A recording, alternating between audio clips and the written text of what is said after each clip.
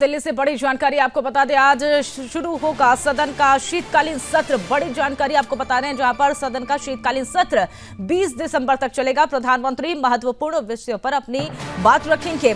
सत्र के पहले दिन सदन भवन परिसर में अपनी बात रखने वाले हैं। शीतकालीन सदन सत्र में दोनों सदनों की 19 और 9 बैठकें होंगी और लोकसभा और राज्यसभा की 19 और 9 बैठकें होंगी। 26 नवंबर को राज्यसभा और लोकसभा की बैठकें नहीं होंगी, क्योंकि 26 नवंबर को विधानसभा, ये भी आपको पता चले कि यहाँ पर सदन का वहां पर स्टॉप किया जाएगा, या फिर ये कहे कि संविधान दिवस 26 नवंबर को मनाया जाएगा, इसलिए बैठकें नहीं वहां पर आयोजित की जाएगी, क्योंकि सरकार ने सत्र में विचार करने के लिए सूची भी तैयार कर ली है। लेकिन ऐसे में देखिए, वक्फ संशोधन समेत 16 विधेयकों की सूची तैयार है और ऐसे में लोकसभा में 8, राज्यसभा में 2 विधेयक लंबित है और ऐसे में पूरी सूची यहां पर तैयार है। शीतकालीन सत्र की शुरुआत आज से हो रही है, जिसमें हंगामेदार होने के आसार भी यहां पर नजर आ रहे हैं।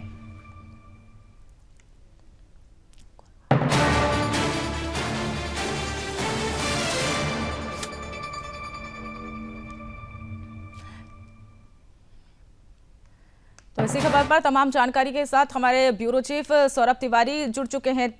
सौरभ, आज से संसद सत्र की शुरुआत होने वाली है। संसद सत्र का शीतकालीन सत्र आज से शुरू होने जा रहा है। देखिए, सबसे पहले सरकार की तैयारी क्या, उस पर हम चर्चा कर लेते हैं।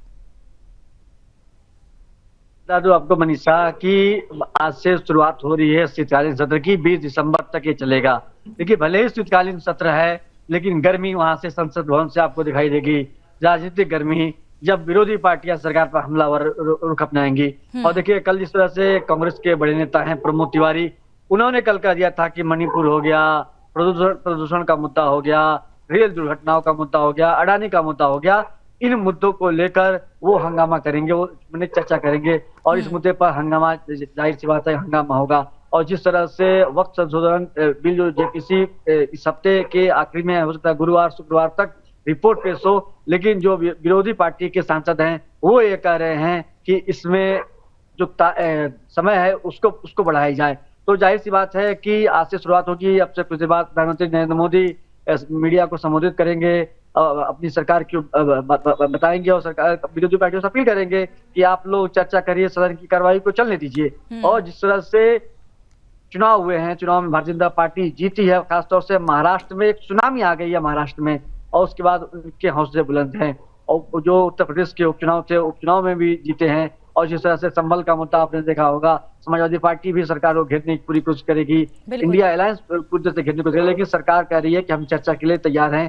और जाहिर सी बात है, जिस तरह से अडानी का मुद्दा हो गया अभी, और साथ में सरकार ने कह दिया है कि संबित पात्रा, आपने देखा होगा कि प्रेस कॉन्फ्रेंस में कह दिया कि राहुल गांधी को अगर कुछ हाथ में सबूत है तो वो कोर्ट क्यों नहीं चले जाते हैं।